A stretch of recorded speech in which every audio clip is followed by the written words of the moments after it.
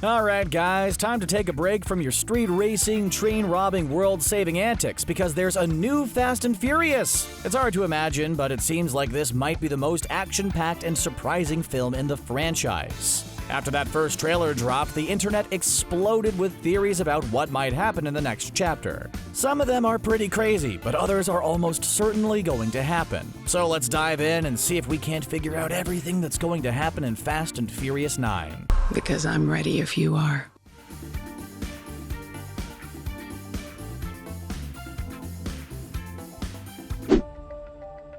Okay, so let's get this out of the way immediately. The big twist in the latest Fast 9 trailer was that the one and only Han is back. Somehow. For those that don't know, clearly you've been on an island with no internet connection, Han is supposed to be deceased. He was in a horrible accident that happened in Tokyo Drift. Then all the rest of the Fast movies were prequels so they could incorporate the fan favorite. That is until Fast and Furious 6. The franchise finally catches up to Drift and we see the big wreck again. It's revealed that Deckard Shaw was the one behind it. In the sequels, Shaw was brought into the Fast family and even got a spin-off. This made Han fans incredibly angry and got #Justice for Han trending everywhere. Well, what better justice is there than a complete resurrection? Han somehow survived his wreck and is back for more action. There are loads of theories out there ranging from Shaw faking the incident to it being a dream sequence. The most interesting by far is that Han is a cyborg now, kind of like Brixton was in Hobbs and Shaw. Fans think that maybe Han was brought in by Ation and given a cybernetic upgrade.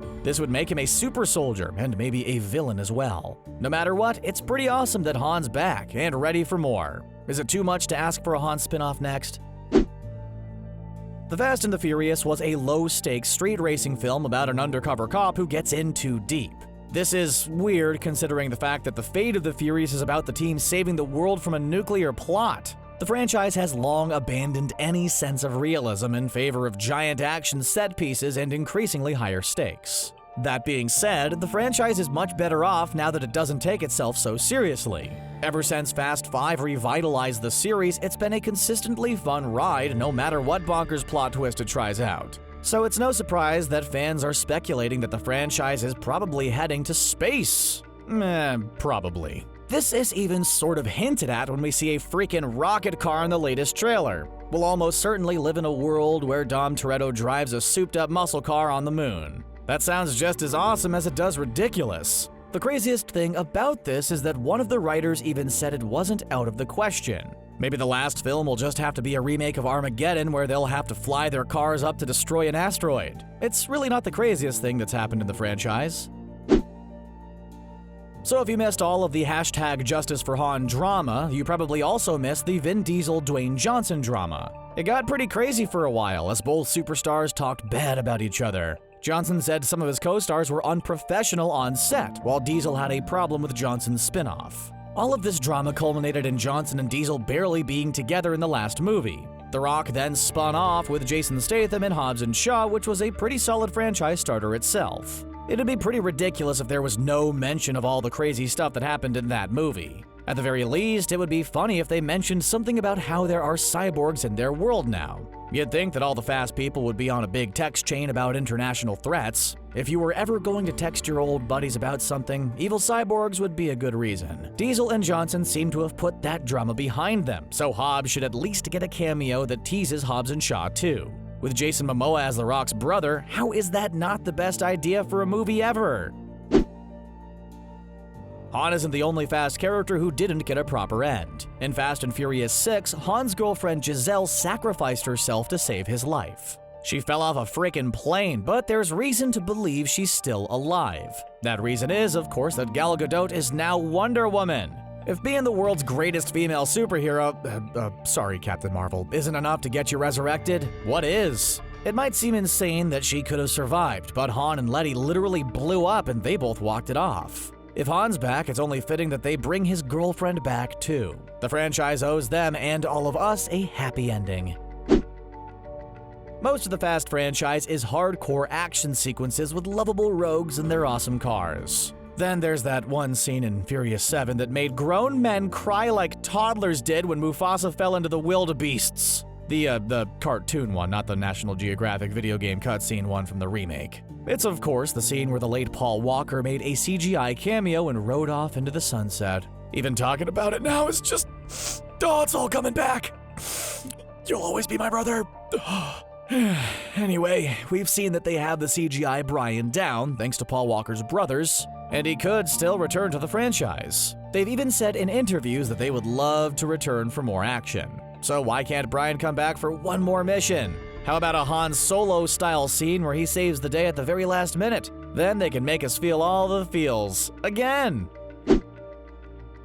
This is probably one of the most likely predictions on this list. If you've seen the trailer, you know that Charlize Theron's evil Cypher is recruiting a new baddie to fight the Fast family. The one and only John Cena, who for some reason no one could see at any point in the trailer. Instead of playing a super cop like The Rock did, Cena is playing Dom's long-lost brother, Jacob Toretto. While we're definitely going to get a cool action sequence where the two go head-to-head, it won't last. Like Hobbs, Shaw, and Brian before him, he'll become a member of the team by the end. He'll probably end up with his own franchise too. The only question we have now is, what's the beef between the Toretto brothers? Also, does he have a problem with Mia too? Is she the peacemaker sibling? Maybe this is why she's back in the action. It's likely that there was some giant misunderstanding where Jacob thought Dom betrayed him, but he didn't really. The Fast franchise loves a big ol' misunderstanding. Maybe it's just that Jacob's jealous that Dom pulls off wearing a t-shirt that's 2 sizes too small better than he does. To be fair, does anybody pull that off like Vin Diesel does?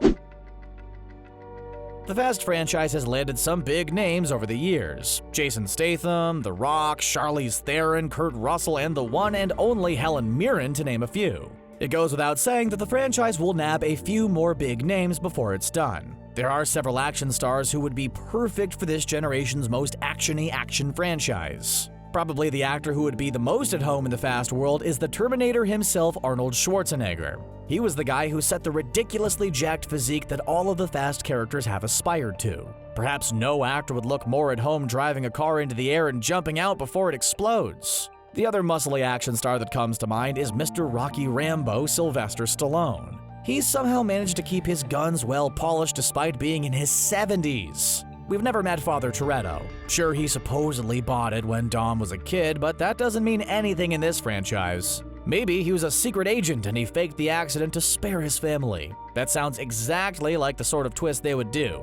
Honestly though, if you're making a list of A-list action heroes, there's one who is always at the top of the list. That's right, Die Hard's Bruce Willis would be the ultimate addition to the franchise. The only problem is that he doesn't quite have the muscle mass that these characters are known for. He'd likely have to be a guy in a suit like Mr. Nobody.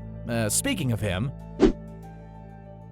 the rumor is that the franchise is going to come to an end with Fast 10, until they decide to do more like 10 years later. If that's true, they need a Thanos-like big bad to square off against. Cypher likely doesn't have the juice to carry that off. What would be the better twist is if Mr. Nobody himself turned on Dom and the gang. If anyone could pull off being the big bad of a 10-picture franchise, it's Kurt Russell. He's always been shrouded in mystery, just look at his name, and no one's ever really trusted him. It wouldn't be super surprising to find out that Nobody was playing them all along for his own nefarious purposes. Russell evidently has a lot of fun with the part, and you just know he would chew up the scenery if he got to be the bad guy. It would also be awesome to see the death-proof star behind the wheel of a car again. The franchise could end with him and Dom going head-to-head, or bumper-to-bumper, with some vehicular combat. He could also turn the governments of the world against the gang, forcing them to be fugitives who have to take on the law. They would basically be the A-Team. So, you know, like normal. The Fast franchise has taken off. Not only is it about to jump into its 9th film, but it's already spun off into Hobbs and Shaw. There are rumors about more spin-offs on the way. Are we calling it the FCU for Fast Cinematic Universe? The biggest rumor is that Michelle Rodriguez will lead a female Fast movie. It'll probably center on Letty, Mia, Ramsey, and Magdalene Shaw. Also probably Giselle, because why even do it without Wonder Woman to bring the box office? But really what we all want is another Tokyo Drift-style movie with Han as the lead. Tell me you wouldn't buy the tickets for that right now. Hobbs and Shaw did a good job of expanding the Fast universe. Most notably, it established the evil organization known as Ateon that wants to wipe out millions of humans. They're basically Fast and Furious Hydra. It'd be really cool if Ateon was the bad guy behind everything in F9. They could be funding Cypher, or she could at least mention that she knows of them. Etion has a lot of cool gadgets and cyborgs that could prove to be a cool challenge for the entire gang. We still don't know quite what Michael Rooker's role will be in the film. Maybe he's a cyborg like Idris Elba was and can do some serious damage. Maybe they made him a cool arrow that responds to his whistle. What does that remind me of? Maybe if they take him down, Norman Reedus can join the franchise to avenge his brother like Deckard did. All of this is sounding strangely familiar. Not only that, but considering the fact that Ryan Reynolds is probably a member, he could make his Fast and Furious debut. Every movie could use a little Ryan Reynolds in it. Seriously, between Bombshell, Long Shot, the Addams Family, and her Atomic Blonde franchise, it's amazing she had time for F9. Luckily for us, she made some space for her Fast fans and gave us another round with the evil Cypher. And thankfully, she has a new hairstyle. She looked like one of those ghosts from Matrix Reloaded in the first one. That being said, it kinda seems unlikely that the franchise will keep her for a third film. It seems super likely that the character will meet her grisly and well-deserved end. The only question is, how will it happen? Will Letty be the one to pull the trigger on her? Dom? Or will she meet her end in a car crash or explosion that ends the movie? Let us know which one you think is most likely. Someone's bound to guess it. If we're talking about Han, Brian, and Giselle, we might as well cover all the Fast characters that need to return. Just never bow wow. So let's talk about Monica. She was around in Too Fast, Too Furious as Brian's love interest, but then disappeared. She was also the one who was supplying information to Luke Hobbs in Fast 5 that Letty was alive. While pretty much everyone from the franchise reappears, even Sean from Tokyo Drift, there's been no sign of Monica. So why would we want her back? Simply because Eva Mendes is awesome and deserves another shot with the franchise. Even a cameo would be a nice way to call back to the forgotten character. Truthfully, she didn't get to do too much in the movie she was in. The franchise is known for giving their minor characters a chance to shine. Who knows, maybe Monica's also an expert driver. Probably not. She could give some cool cop exposition though. Also, she'd be a shoo-in for that female Fast film that's rumored. Most rumors you have to take with a grain of salt. This one you should probably take with an 18-wheeler's worth of salt. Some sadistic fans out there think that the entire franchise has been Brian's long con all along. He's always been undercover and is just biding his time until he can make his move on the gang. This is pretty ridiculous, but if it's true, it would make him the single most dedicated undercover cop in movie history. If we followed this logic, he would have had to fake quitting his job, gone deeper undercover in the gang, and had a baby. All of this would have been in the name of justice. Well, aside from the fact that he committed a ton of crimes with Dom and didn't arrest him for any of it, maybe he's actually just the worst undercover cop of all time. Just make the arrest, man. How much evidence do you need?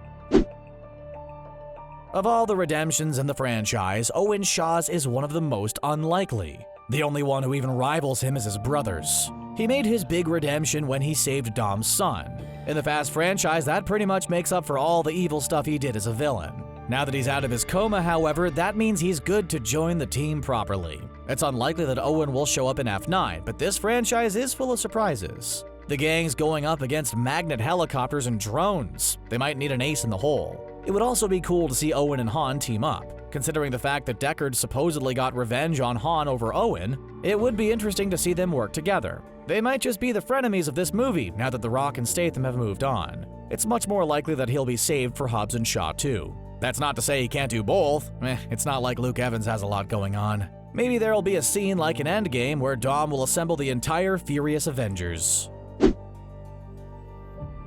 There's been a lot of speculation about who or what is going to be in F9, but there is one thing we know for certain.